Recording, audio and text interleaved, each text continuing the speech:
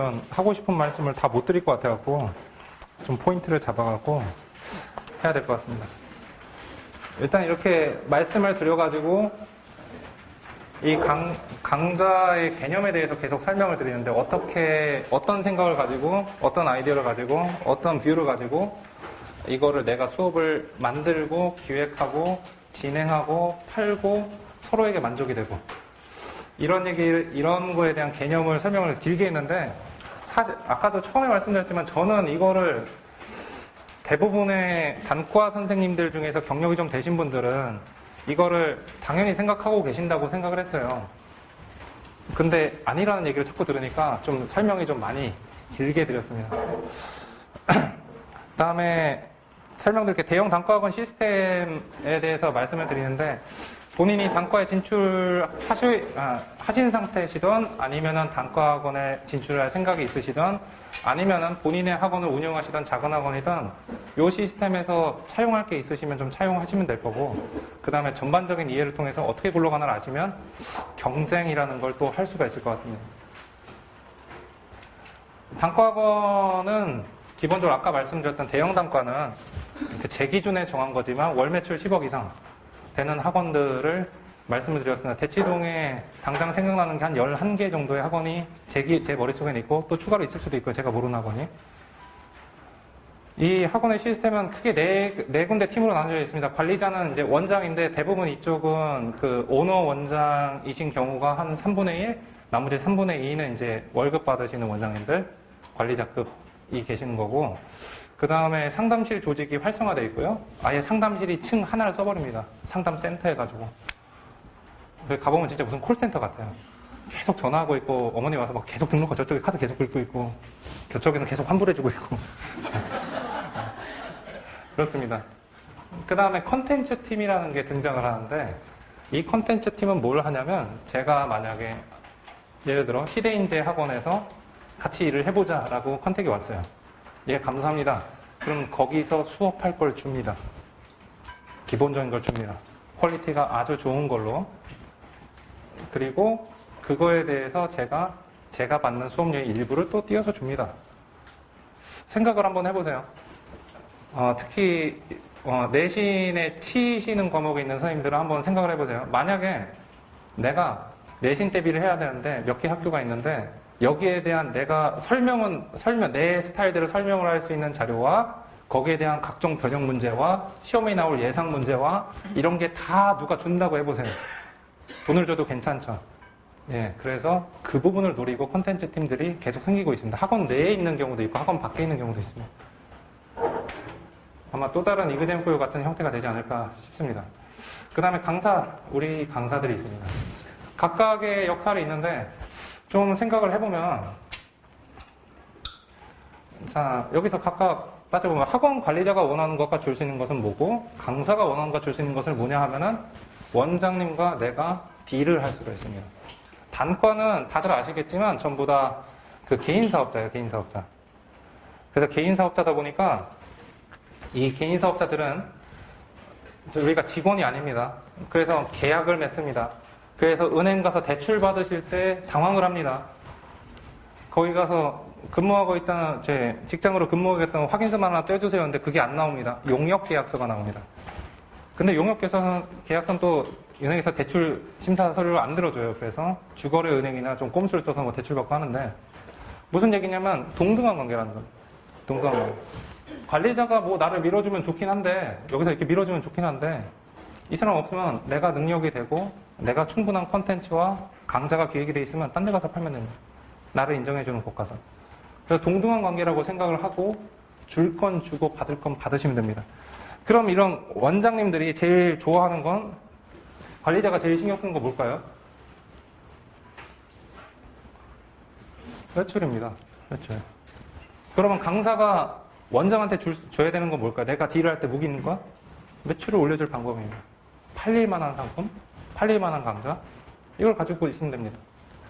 그리고 이건 일반적으로 얘기를 안 하지만 큰 학원 같은 경우는 좀 규모가 좀 커진 학원 같은 경우는 뭘 신경 쓰시냐면 특정 강사에 대한 의존도를 낮추려고 합니다.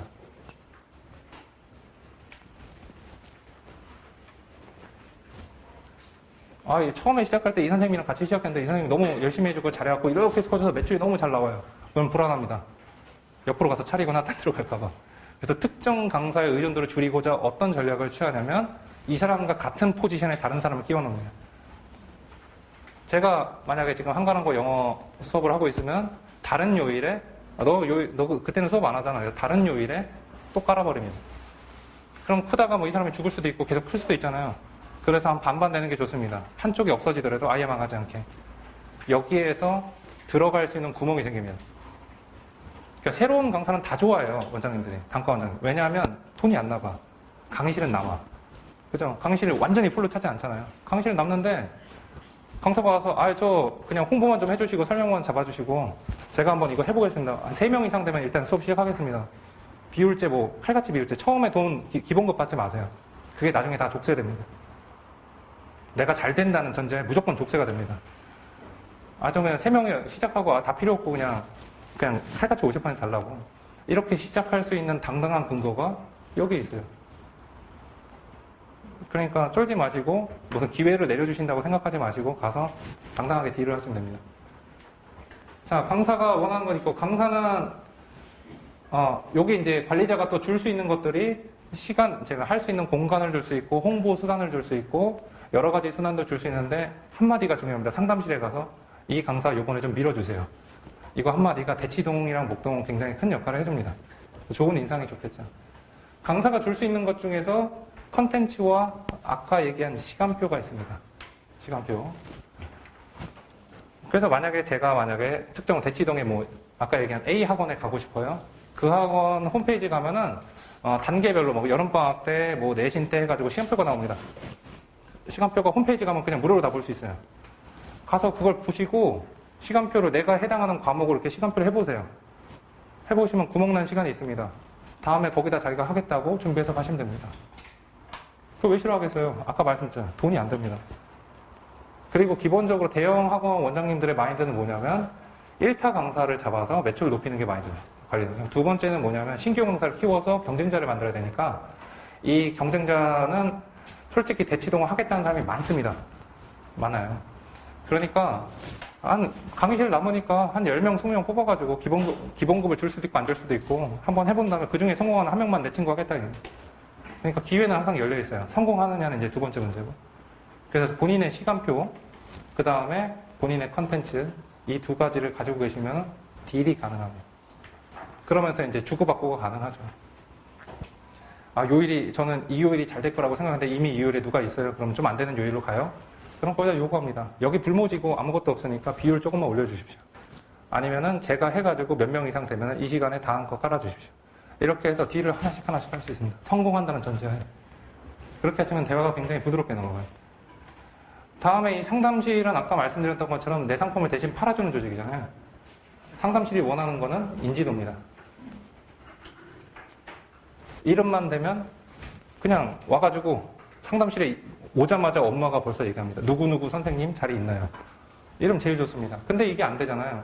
그러면은 처음부터 이럴 수는 없고, 그 다음에 여기에 그런 분은 한 분 계시면 여기 안 오실 거 아니에요. 그러니까 아닌 경우에는 상담실에서 홍보할 수 있는 홍보 자료가 필요합니다. 홍보 자료. 이 홍보 자료 안에 설명할 내용이 충분히 들어가 있어야 돼요. 엄마들이 오면 물어보겠죠. 이 선생님, 요번에 이거 영어 들으려는데, 요새 누가 더 많이 듣냐? 그러면 자기가 홍보해주고 싶은 사람 거를 설명해서 홍보 자료 주고, 브로셔 같은 걸 주고, 팜플렛을 주고, 설명을 해줍니다. 이 선생님 이렇게 훌륭한 선생님이에요. 뭐가 훌륭한가요? 라고 하면 실적이 제일 좋아요. 실적. 아까 말씀드린 데이터. 딱 그 학생 같은 케이스가 작년에 있었는데 점수가 이렇게 올렸다. 이게 제일 좋아요. 두 번째, 실적 말고 경력이 그 다음에 되는데 이 경력도 A 고등학교 학부모가 내신 때문에 왔으면 A 고등학교를 몇 년을 했다. 이게 제일 먹히는 거고 당연하게. 수능을 하러 왔으면 수능 요번에 갖고 만점자 몇 명 나왔다. 이게 제일 중요한 거고요. 홍보 자료도 있고 그 다음에 추가로 여기에 관리 방안도 있어야 돼요. 관리 방안. 엄마들은 디테일한 거 좋아하잖아요. 애가 알아서 척척 잘하면 엄마가 학원 안 찾아가요. 그죠?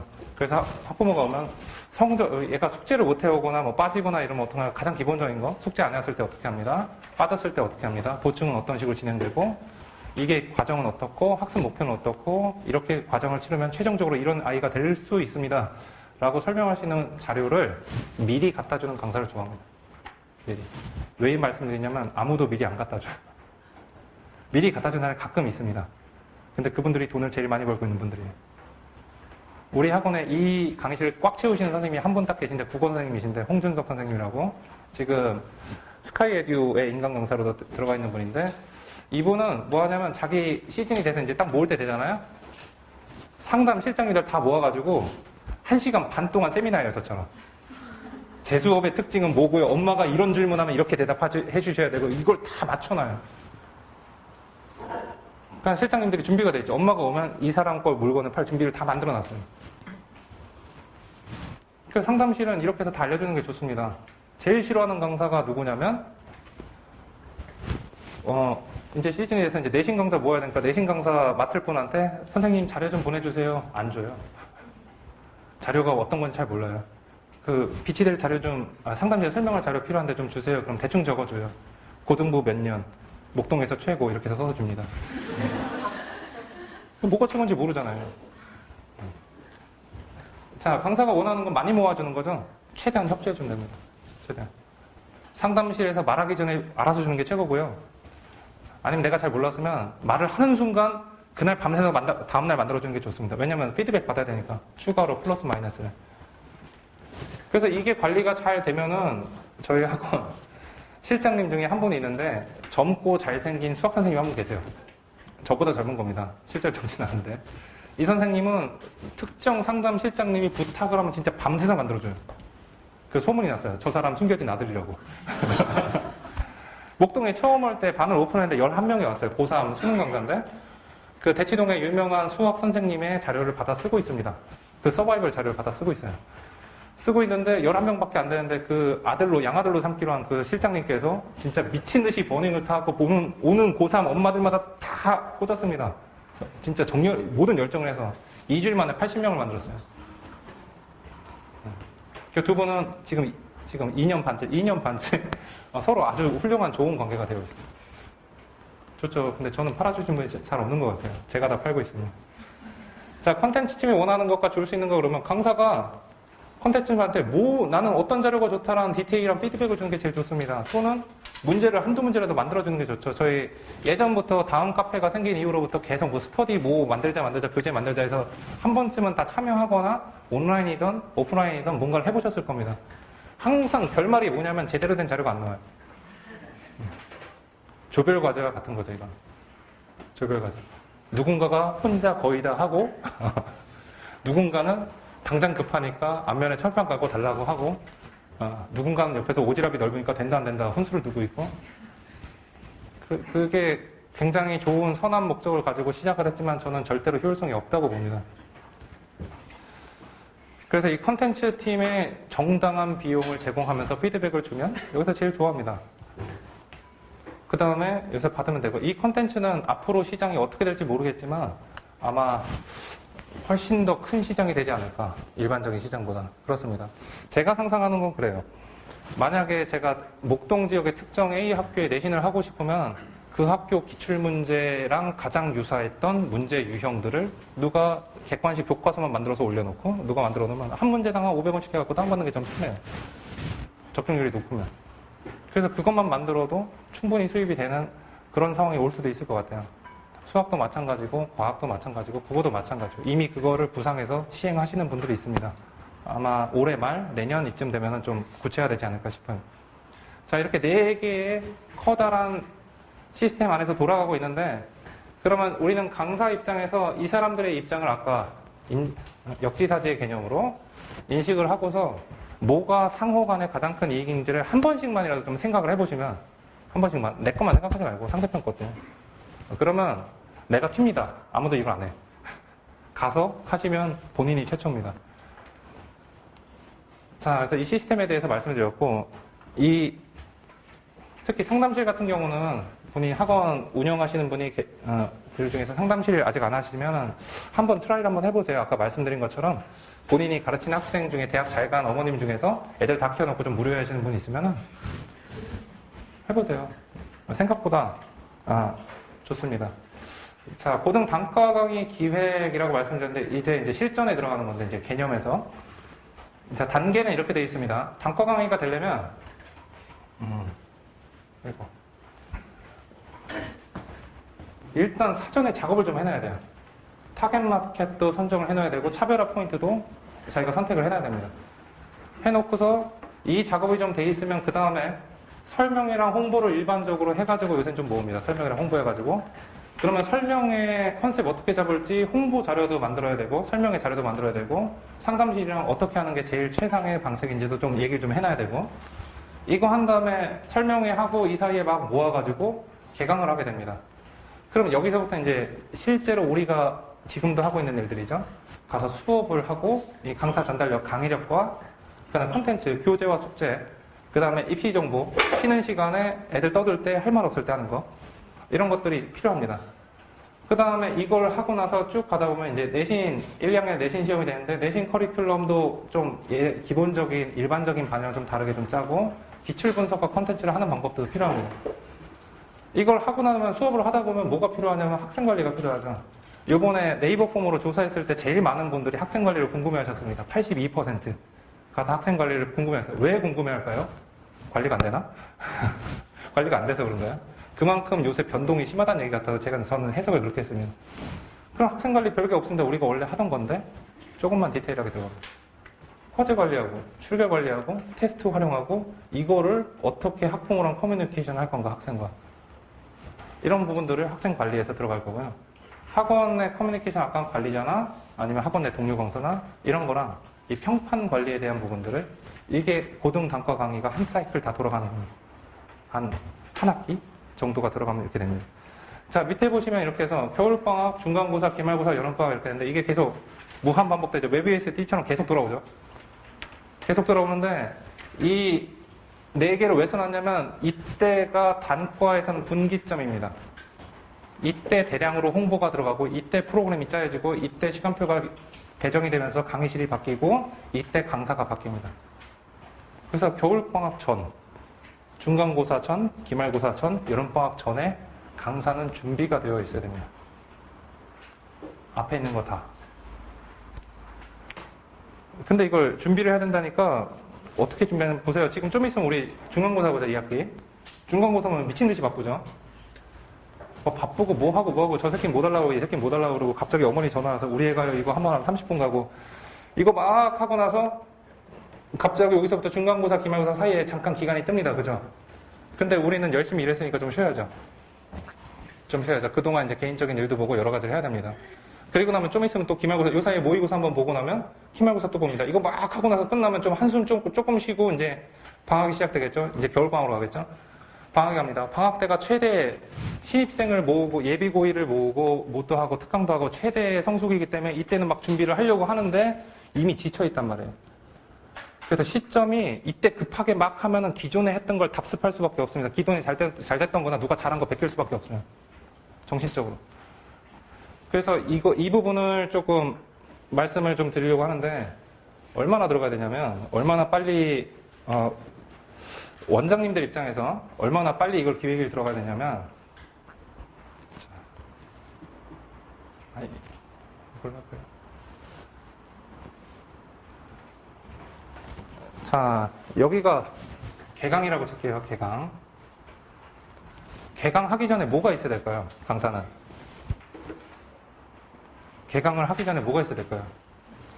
교재 세팅이 되어 있으니 뭐 가지고 공부할지 교재는 세팅해놔야 될 거 아니에요. 교재 세팅하기 전에 이거 모을 때 뭐 한다고 그랬죠? 설명회를 하든 아니면 홍보 작업을 하든 뭘 할 겁니다. 뭐 전화를 하든 문자를 돌리든. 그죠? 그러면 이걸 하게 되면은 그 전에 뭐가 있어야 되죠? 이거에 대한 자료가 있어야 됩니다. 근데 이렇게 진행을 하겠다는 컨셉을 기획하는 걸 이전해야 돼요. 평균 3달 전입니다. 이 과정이 평균 3달 전에 이미 대형 학원에서는 원장님들이 3달 전에 이걸 생각하고 있어요. 그래야지 빵꾸가 안 납니다. 근데 강사들 보고 지금 중간고사 대비해야 되는 당장 중간고사들 겨울방학 특강 내놔. 누가 내놔요? 겨울방학 특강 내놔. 근데 내놓는 사람이 있다니까요. 내놓는 사람이 있어요.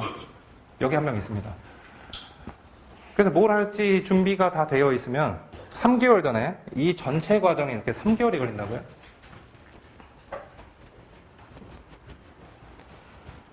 그러니까 지금 중간고사 준비하시는데 당연히 힘들고 바쁘시겠지만 시간을 조금이라도 내갖고 그 다음 단계를 준비하세요. 이런 경험들 오래 하시다 보면 이런 경험들 있으실 겁니다. 내가 이번 중간고사를 막 해서 애들이랑 대비를 하는데 갑자기 생각이 났어. 저번 기말고사 때 내가 이거 추가로 하려고 생각했는데 까먹었어. 그죠? 그게 왜요? 미리 준비를 못하니까 시간적 여유가 없으니까 그런 거. 그래서 하여튼 선생님들의 시간하고 이 계획하고 원장님들이 조각을 시작하는 시간하고는 괴리감이 있는데 이걸 미리 알고 준비하시면 그게 또 디퍼런스가 됩니다. 강사들 사이에서.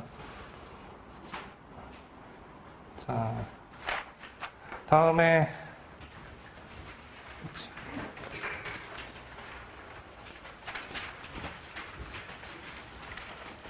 자, 사전 작업, 상품 디자인 이렇게 하는데 상품이란 말 자체가 우리 수업 얘기하는 겁니다. 수업, 강좌, 상품이 수업이랑 강좌 얘기하는 겁니다. 디자인이 예쁘게 만드는 것뿐만 아니라 설계라고 하죠. 이걸 처음에 어떻게 구성하게 될까를 우리가 따지는 겁니다. 얘가 좀 오랜만에 찾더니 불편하네. 자, 그래서 사전 작업, 상품 디자인 하는데 3가지 단계가 있죠. 첫 번째 단계로 가면은 아까 말씀드린 타겟 마켓 설정하면서 내신 시험 난이도 체크하시고 학교 종류 체크하시고 학교 종류는 사립, 공립 이런 거 선생님들 자주 바뀌냐 안 바뀌냐 경제학원 체크하시고 타과목 학원 체크하시고 입시 정보 체크하시고 아까 말씀드렸습니다. 이 부분이 선행되면서 이 과정을 거쳐갖고 내가 어떤 데를 타겟으로 상품을 만들 것인가 방향성을 정할 수가 있습니다. 근데 이런 게 잘 안 돼요. 그러면 이 중에 일부만 쓰세요. 일부만. 최소한 경쟁학원, 타과목 학원의 메인이 되는 시간표 조사하는 거는 저 말고는 목동에서 하는 사람은 본 적이 없습니다. 그 다음에 차별화 포인트를 설정하라고 했는데 아까 컨텐츠, 교재 뭐 이런 겁니다. 제가 내신 수업을 하는데 이 학교에 제가 지금 이제 설명해서 얘기하는 겁니다. 저는 이 해당 학교에 지난 2011년 이후에 들어온 모든 선생님별로 문제가 분류되어 있습니다. 기출이. 그래서 맡은 선생님별로 문제 유형에 대해서 모두 변형 문제가 일정 수 이상 쌓여 있습니다. 무슨 얘기냐면 다른 거 할 필요 없고요. 그냥 이거 하면 일정 점수 이상 나오고 실제로 그런 문제가 나옵니다. 적중률을 가지고 있고요. 실적을 가지고 있습니다. 그래서 컨텐츠라고 하는 거는 교재랑 과제인데 거기 쓸 내용인데 이거를 설득력이 있냐 없냐, 차별화가 되냐 안 되냐를 고민을 하셔야 됩니다. 다른 학원에서 줄 수 있냐 없냐. 지금 이런 것도 있어요. 지금 당장은 다른 학원 없는데 다음 시즌이 되면 제가 따라할 수 있어. 이러면 또 다른 거 또 만들어야 되고요. 잠깐 방심하면 누가 더 잘합니다. 다음에 강사 경쟁력인데 이거 강의력인데 강사 경쟁력은 진짜 굉장히 주관적인 거라서 이 강의력에 대해서 제가 뭐 논할 레벨은 아닌 것 같고 여기서 저보다 훨씬 더 수업을 잘 하시는 분도 저 뒤에 앉아 계시고 그러니까 이 강사 경쟁력은 강의력인 부분인데 이따가 좀 디테일하게 좀 얘기를 할게요. 학생 관리가 차별화 포인트가 됩니다. 학생 관리가. 진짜 뭐 이런 경우죠. 학생 관리하면 애들 남겨서 진짜 남깁니다. 죽을 때까지 남깁니다. 새벽 4시까지 남깁니다. 끝까지 남겨서 다 하게 만듭니다. 퇴근을 그 선생님 못합니다. 하지만 이게 소문이 납니다. 저 학원 들어가면 못 나와. 이걸 다 하기 전에 못 나와. 시체가 되기 전에 못 나와. 라고 이거 가지고 이게 브랜드가 돼갖고 자기 학원 차려갖고 요 뒤에 건물 가시면 한 반에 30명씩 8반 채워서 수업하고 계신 분 계세요. 이거 하나 가지고. 수업이 그렇게 다녔던 아이들한테 물어보면 수업이 그렇게 뛰어나거나 뭐 그렇지는 않습니다. 단 죽을 때까지 옆에서 쌍욕하면서 붙어 있어 주는 겁니다. 시간표 아까 말씀드렸죠. 이 시간표가 차별화의 포인트가 될 수 있다고. 얼마나 내 수업을 다른 과목과 연계했을 때 내 과목보다 더 중요성이 더 큰 과목과 연계해서 들었을 때 얼마나 차별화가 되는가가 포인트가 될 수 있다고. 시간표부터 사실은 고민을 좀 많이 들어야 되고 이 브랜드라는 건 학원 브랜드 얘기합니다. 큰 학원 같은 경우는 일반적으로 학원 보고 들어오잖아요. 그래서 비율이 작습니다. 1학년은 학원에서 모아준다고 생각하니까 비율이 작을 수가 있어요. 대신 3학년은 점점 하면서 강사 브랜드가 높아지는 시기고요. 그래서 3학년 강사가 비율이 항상 제일 높습니다. 1학년은 낮고요. 그 학원 브랜드가 있고, 그 다음에 가격이 있는데, 가격을 낮추는 건 진짜 최악의 차별화라고 생각하시면 돼요. 최악의 차별화. 차라리 가격을 높이세요. 명수를 줄이고 가격을 높이세요. 왜냐하면 이놈의 가격은 한번 내리면 절대로 못 올립니다. 그리고 이미지가 자기 자식을 위한 학원을 보내는데, 이게 특정 지역에서는 먹힐 수가 있어요. 종합학원이 성행하던 지역에서는 먹힐 수가 있는데, 종합학원 스타일이 아닌 경우에는 이 지역 특성을 조금 배제하고 대치 목동만 제가 경험한 세상만 얘기하면 가격이 높으면 높을수록 일단은 한 번은 됩니다. 한 번은 엄마들이 모입니다. 얼마나 잘하길래 가격이 저렇게 높아? 그때 그 기대치를 충족시킬 수 있으면 거기서 또 명수가 늘어나요. 그러면 교육청에서 찾아옵니다. 옆 학원에 찌르죠. 하지만 이 가격도 브랜드가 되죠. 특히 특강 같은 경우에, 수학에서 특강 같은 경우에 계산을 많이 하시죠. 이 가격이 진짜 내가 생각할 때 합리적인 건가, 소비자가 생각했을 때 합리적인 건가, 다른 학원과 비교했을 때 합리적인 건가, 여기까지 좀 생각을 한번 해보시면 가격이 적당한지를 아시게 될 겁니다. 대부분의 지역은 가격이 거의 결정되어 있죠. 여기서 코어밸류는 이런 걸 다 짰잖아요. 이런 걸 내가 해서 다 짰잖아요. 상품 기획사는 이렇게 해서 이렇게 할 거야. 한번 해볼 거야. 요번에 보니까 내가 월금 쉬는데 월요일에 한번 특강을 이런 걸 해봐야지. 해가지고 막 이렇게 산을 땄어요. 되도 안 되도 한 3명만 모이면 해봐야지. 그 다음에 맨 마지막에 항상 이거 하는 겁니다. 이렇게 하면 성적 오릅니까? 이거 들으면 성적이 이쪽 단원에서 무조건 오릅니까? 어떤 유형의 문제를 풀 수 있습니까? 다음에 성적이 올라요. 애가 문제 실력이 늘었어요. 이거 하면 늘어요. 이거 대학 가는데 쓸모 있습니까? 이게 영어 강사의 지금 딜레마입니다. 영어를 잘하려면 영어는 언어라서 영어 선생님들이 많이 와주셨지만 시간이 좀 필요해요. 그죠? 언어라는 거 익히는데 시간도 필요하고 분량도 필요해요. 근데 영어에서 지금 영어가 지금 입시 비중이 제일 중요한 거는 여전히 수학이고, 그 다음에 이과에선 과학이고, 그 다음에 국어고, 그 다음에 한국사고, 그 다음에 영어입니다. 영어의 위치를 아시겠죠? 지금 국영수가 아니에요. 근데 이거를 누가 알고 있냐면 학부모들이 알고 있어요. 학부모들이 이미 다 알고 있어요. 중등부 학부모들 빠른 사람 다 알고 있고요. 이 얘기를 아는 사람들이 다 어디다가 맘카페에다가 써놔요. 그래서 이미 다 알고 있어. 아무리 얘기해도 영어가 중요하다고 아무리 얘기해봤자 영어는 중요한데 입시에선 별로 안 중요해. 그럼 이거를 했을 때 이런 거죠. 영어를 하는데 얘가 만약에 탭스 수업을 하는 게 맞냐 안 맞냐. 탭스 해도 될 것 같아. 하는 게 도움이 되나요? 안 된다고. 얘가 영어 점수를 올리려면 일주일에 4시간씩 2번 정도 와야지 이런 꼴통을 지금 사람 만들 수 있을 것 같아요. 근데 얘가 그 시간을 수학에 투자하는 게 이득인가? 영어에 투자하는 게 이득인가? 이걸 생각해야 돼. 다음은 많이들 놓치시는데 많이 시키고 애들 철저하게 검사해서 막 숙제 안 하면 막 새벽 4시까지 지옥 끝까지 쫓아가서 남겨버리고 뭐 각종 모욕과 쌍욕과 뭘 하든 애를 남겨놓고 어떻게든 다 하게 만들면은 내가 후련하죠. 내가 일단 다 시켰어. 근데 걔가 그 시간 때문에 다른 과목 숙제를 못 하게 되면 어떻게 되나요? 그래서 숙제 분량이라는 것도 중요합니다. 생각을 할 때. 이게 어느 정도까지 숙제 분량을 하는 게 합리적인가. 마지노선은 거기에요. 성적을 올릴 수 있냐 없냐. 성적을 올릴 수 있는 부분 중에서 가장 효율적인 분량을 찾아내시면 됩니다. 그러니까 대부분의 선생님들이 조금 더 시간을 오래 해주고, 보충을 해주든 오래 해주고, 조금 더 많은 분량이나 문제를 주고, 조금 더 아이들과 신경을 써줍니다. 그때 한번 미친 척하고 역으로 가버릴 수 있습니다. 좀 이따 이제 교재 만드는 데서 그 포인트를 좀 한번 말씀을 드릴게요. 자, 충분히 시간 가격적으로 효율적인가가 방금 전에 그 내용입니다. 이 비용을 투자를 똑같이 100만 원을 투자해서 학원을 여러 개를 다닐 건데 굳이 내 수업을 들어야 되나? 이걸 일주일에 2번이나 와야 되나? 3번이나 와야 되나? 숙제를 이만한 분량을 하다가 애들 아시잖아요. 그 애들 입장은 필요한 게 아니에요. 애들은 수학학원 가고 영어 숙제 많아갖고 못했다 그러고 영어학원 와서 수학 숙제 하다 못했다 그러고 그죠? 근데 그걸 떠나가지고 내가 객관적인 기준이 필요해요. 최소한 이 정도는 해야 되고 내가 목동지역에서 제일 숙제가 적다라고 저는 얘기합니다. 그럼 다른 학원 갔다 오고 내가 끄덕끄덕 합니다. 그래서 좋은 말 할 때 다 해와라. 안 해오면 다른 학원, 엄마한테 내가 다른 숙제 제일 많은 학원 3개 추천해 줄 거다. 미친 듯이 해온다, 그저는. 자, 그래서 이 밑에 거를 중심으로 한번 생각을 해보신다면 최종적인 항상 기준은 이걸 하면 성적 올라가나? 이게 대학 가는 데 도움이 되나? 충분히 효율적인가? 이 세 가지 기준으로 어느 정도 판단을 해주셔야 됩니다. 다음에 설명회와 홍보 단계인데요. 사전 작업을 다 했어요. 자, 설명회에서 방금 전에 준비한 걸 얘기하는 겁니다. 내 상품의 장점과 단점도 얘기해 주셔야 돼요. 나는 무조건 다 잘한다가 이제 안 먹혀요. 엄마들이 알아서.